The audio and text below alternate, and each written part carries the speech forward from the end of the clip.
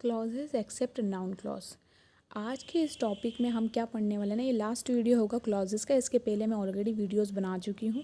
तो इस वाले वीडियो में हम देखने वाले हैं एडजेक्टिव क्लॉज, उसके एग्जांपल, एंड एडवर्ब क्लॉज, उसके एग्जांपल। बेसिकली तीन ऐसे मतलब क्लॉजेज होते हैं, और वो होते हैं, एक तो नाउन क्लॉज, और यहाँ मैंने देखी हेडिंग ही वो दी, क्लॉजेज एक्सेप्ट नाउन क्लॉज। तो एक तो फर्स्ट तो आप खुद ही समझ जाइए कि एक फर्स्ट नंबर का क्या होता है, नाउन क्लॉज। सेकंड होता है एडजेक्टिव क्लॉज, और थर्ड होता है एडवर्बियल क्लॉज।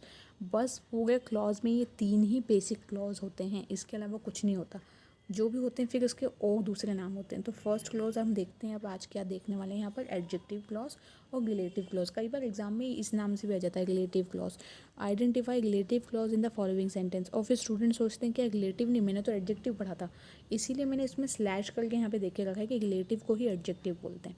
ओके, अब इसमें क्या होता है, दिस क्लॉज डिस्क्राइब्स और gives information about a noun that tell us which one, what kind, how many. It refers it gives reference of something और समबडी। ये एक बहुत बड़ी टैगलाइन है जिससे आप एकदम से क्विकली आइडेंटिफाई कर पाएंगे कि अच्छा ये है adjective clause in the sentence. मतलब ये क्या करेगा, किसी चीज़ का ना रेफरेंस देगा आपको, पूरे सेंटेंस में से आपको एकदम से क्लिक हो जाएगा माइंड में कि ये किसी चीज़ का रेफरेंस दे रहा है। और उसके ऊपर वाला भी जो लाइन है ना, उसको भी आप ध्यान से देखिएगा, information about a noun that tells us which one, कौन सा वाला। तो ये क्या कर रहा है, किसी चीज़ का रेफरेंस दे रहा है। व्हाट काइंड, किस तरह का, फिर से किसी चीज़ का रेफरेंस दे रहा है। हाउ मेनी, कितने, फिर किसी चीज़ का रेफरेंस दे रहा है। तो ये रेफरेंस देने वाले क्लॉज होता है adjective clause. So here is the back, obviously it is a subject. Okay, that someone left on the bus belongs to Mr. Smith. वो बैग जो कि किसी ने बस के वहाँ पर छोड़ दिया था, बस स्टॉप पर, that belongs to mister Smith. अब ये पूरा full sentence, that someone left on the bus belongs to mister Smith. अब देखिए, आप सोच रहे होंगे कि मैम आपने तो बताया था कि ये जो दैट होते हैं, WH वर्ड्स होते हैं ना, इससे अगर सेंटेंस स्टार्ट होता है तो वो नाउन क्लोज होता है। तो ये एडजेक्टिव क्लॉज कैसे हुआ, ये माइंड में आ रहा होगा आपके। और ये जब मैं ऑफलाइन क्लासेस में भी पढ़ाती हूँ ना, तो बच्चे ये चीज़ पूछते हैं कि ये तो दैट से स्टार्ट है, WH वाले जो होते हैं उसको तो नाउन क्लॉज बोलते हैं, तो फिर ये एडजेक्टिव क्लॉज कैसे हो सकता है। तो एक्चुअली मैं आपको एक चीज़ को बताऊँ, मैंने ये बोला था कि पूरे सेंटेंस में आपको ये भी देखना है कि क्या कोई सी ऐसी चीज़ है जो किसी चीज़ को किसी चीज़ का रेफरेंस दे रही है। अब आप खुद ही समझिए इस सेंटेंस में क्या लिखा है, वो वाला बैग जो कि बस स्टॉप पे था वो मिस्टर स्मिथ को बिलोंग करता है। तो यहाँ पे हमने किसी चीज़ का रेफरेंस भी तो दिया है, ये भी तो देखना पड़ेगा ना हमें। तो जब हम किसी चीज़ का रेफरेंस अगर दे दें तो वो फिर नाउन क्लॉज नहीं रह जाता, फिर वो बन जाता है एडजेक्टिव क्लॉज, जो कि मैंने यहाँ पे नीचे हेडिंग्स में भी देखे रखा है। ओके, मतलब उसको हाईलाइट करके रखा है। फिर नेक्स्ट है my friend who has glasses wasn't at school today. मेरा वो फ्रेंड जो कि जिसके पास में ग्लासेस है वो आज स्कूल नहीं आया। तो जिसके पास में ग्लासेस है, क्या इसने उसका वो नहीं दिया रेफरेंस उस फ्रेंड का जिसके पास में ग्लासेस हैं। ओके, तो अगेन रेफरेंस दिया ना। तो यहाँ ये जो मतलब आप ये समझ जाइए कि जो सब्जेक्ट होगा ना वो आपको अलग ही दिखेगा, माई फ्रेंड, द बैग, इस तरह से दिख जाएगा। उसके बाद का फुल सेंटेंस आप एडजेक्टिव क्लॉज ऐसे हाईलाइट करके आइए, उसको अंडरलाइन करके और नीचे लिख दीजिए एडजेक्टिव क्लॉज है ये। My friend wasn't at school today but who has classes, adjective clause, जो कि मैं एक्सप्लेन कर चुकी हूँ। The pencil which broke in classroom was mine. वो पेंसिल जो कि क्लासरूम में टूट गई थी वो मेरी थी। सो यहाँ पे भी पेंसिल का डिस्क्रिप्शन कितने अच्छे से देके रखा है सब कुछ, कि वो टूट गई थी, क्लासरूम में थी, वो मेरी थी, इतना सब कुछ रेफरेंस दे दिया इतनी सारी चीज़ों का। तो obviously this is an adjective clause, ये एडजेक्टिव क्लॉज है, और सब्जेक्ट यहाँ पे अलग से दिखेगा इसे।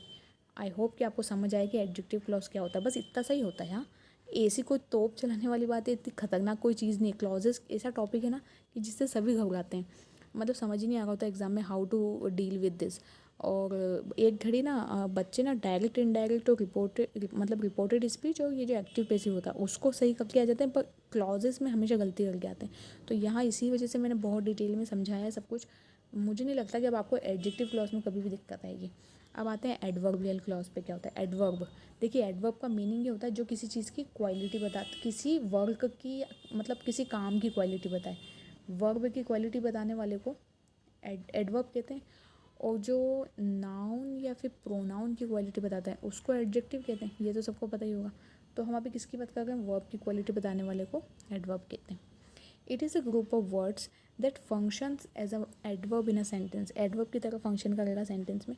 It's role is to show place, time, condition, degree and so on. इसका जो रोल होगा ना वो क्या होगा, ये सारी चीज़ें बताना कि किस टाइम पे, कौन सी जगह, क्या, कितने बजे, भाई कहाँ हो, क्या कर रहे हो, कितनी बजे कहाँ थे, फिर किससे बात की, ये सारी बातें, वो सारी चीज़ें आएगी एडवर्बियल क्लॉज में. Answering like where, when, how and when, how, why, ये सब इसके आंसर में मतलब ये सब पता चलेगा आपको.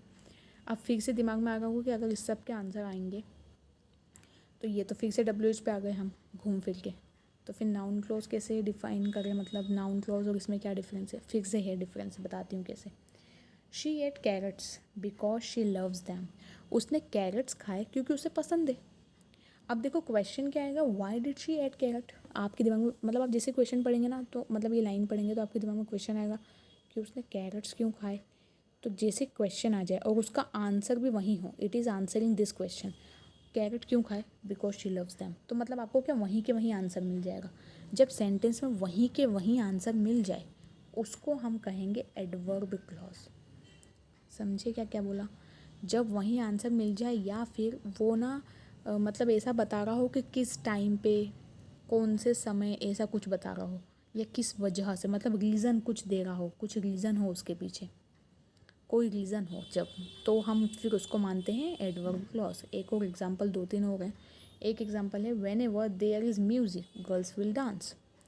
अब है ना एक चीज़ हो, मतलब जैसे यहाँ पे आप देखिएगा ये जो बिकॉज था इसने कनेक्ट किया हुआ है ना. अब हमें लगेगा कि ये ऐसा तो नहीं कहीं कि ये नाउन क्लॉज हो, कनेक्ट कर दिया इसलिए, या फिर ना ये WH से स्टार्ट हो रहा हो, या फिर ऐसा कुछ हो. जैसे आगे के जो सेंटेंसेस हैं ना वो WH से स्टार्ट हो गए हैं अब, जैसे व्हेन एवर और आफ्टर, तो ना ये आफ्टर तो कनेक्टिंग वर्ड होता है, तो ये ऐसे कनेक्टर वाले ये सब तो ना आपने मैम ना नाउन क्लॉज में बताए थे हमको. मैं कब मना कर रही हूँ, बताए थे मैंने, मानती हूँ मैं, लेकिन मैंने ये तो नहीं बोला था ना कि वो किसी ना किसी मतलब ऐसी कोई भी चीज़ होगी जिसके बारे में ना वो मतलब देखिए रेफरेंस देगा जब, तब तो वो एडवर्ब एडजेक्टिव क्लॉज होगा.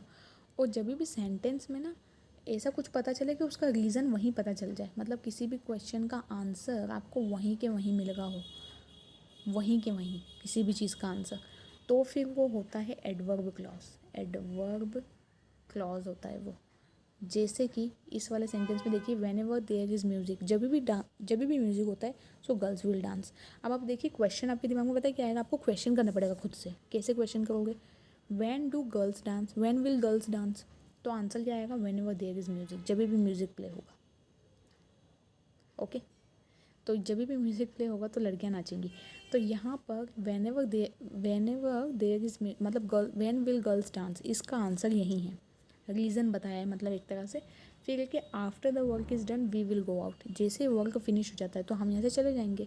सो क्वेश्चन आएगा answering when, when will the work finish means when will we go, ये क्वेश्चन होगा. व्हेन विल वी गो, हम कब जाएंगे, आंसर वही है क्वेश्चन में.